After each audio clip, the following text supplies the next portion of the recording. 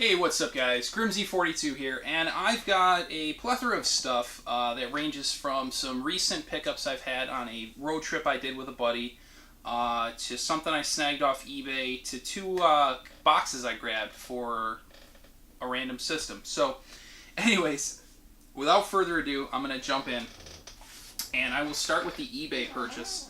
And normally I only use eBay as a buyer, rather, for things that I cannot find in my own area or my sphere of influence, if you will. And in this case, I definitely could not find this in my local area. It is a copy of Red Aramir, if I'm pronouncing that correctly, which translates here to Gargoyle's Quest 2.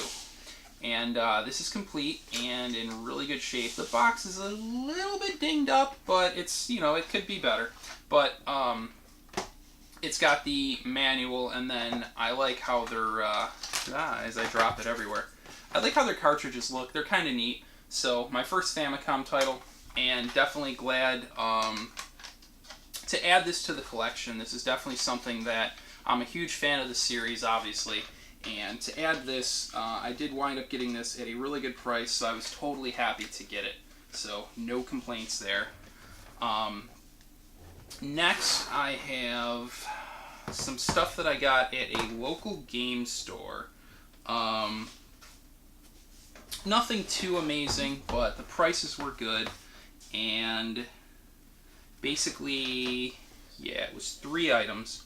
The first thing I got, I'm sure Terry and Tyler of Luigi Freakout will appreciate this. It is actually a zipper controller. And as you can see on the price there, I paid, hopefully you can see, I paid $1.99 for it, so definitely thought that was a good price. Next one was another Wii title that I wanted to add to the collection, and it's Indiana Jones and the Staff of Kings. And this one was $3.99, so again, no real issue paying $4 for a game that, catches my interest. And last but not least for that wave, to continue the trend of Firebrand, if you will, is Gargoyle's Quest for the Game Boy. And I believe this completes every possible iteration of the Gargoyle's Quest series. I have this, I have Part 2, and then I also have Demon's Crest for the Super Nintendo. So that wraps up that unofficial trilogy of sorts. Moving right along, while I was on that trip, one thing that I did see, believe it or not, at a local Kmart, I want to say I got this for like $6. They were having a really good sale.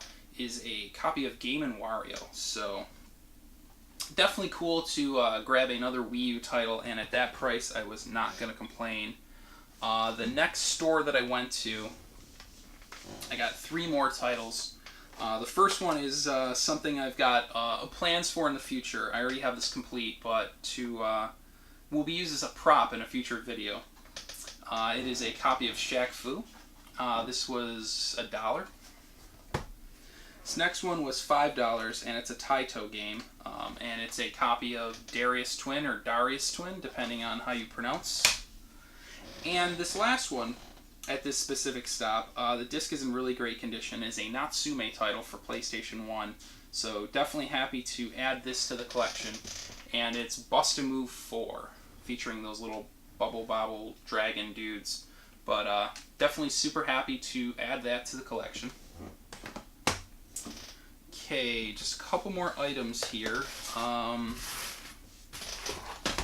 Random Genesis game. I believe I grabbed this at a local Oogie Games, although it's not covered in stickers, so that doesn't make sense. So I'm not sure, but it's a copy of Desert Strike.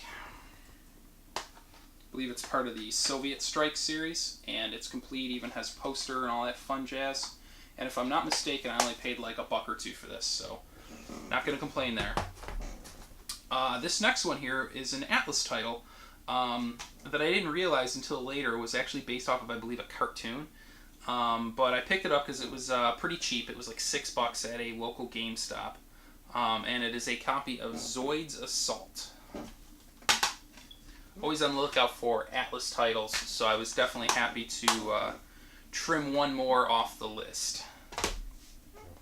Alright, the last 2 items I'm going to show you guys I got off of a chode from Texas that goes by the name of Kingsley Blancher, or as I call him, Drag Queensley Blancher.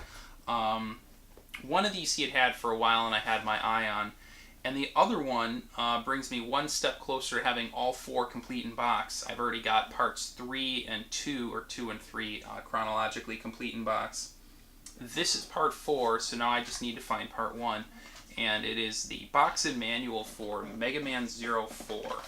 So, really good box, nice and clean. Definitely happy to get that. But, the crown jewel pickup of this video, and one of the rarest items I own, I believe now. Absolutely the rarest for the system. And it's something that you do not find very often. In fact, this is actually the first one I've ever seen, or second one I've ever seen. Chris Kohler had one at the Portland Retro Gaming Expo last year, if I'm not mistaken. But to add this to the collection, super happy, and it is box, manual, insert tray, pretty much everything you would get for it, with the exception of the cartridge, so I still have to track that down. But it is everything else for a copy of Ninja 5.0 for the Game Boy Advance. And if anyone's not familiar with this title, it is a Konami title. It's actually pretty fun, and it's very, very hard to find.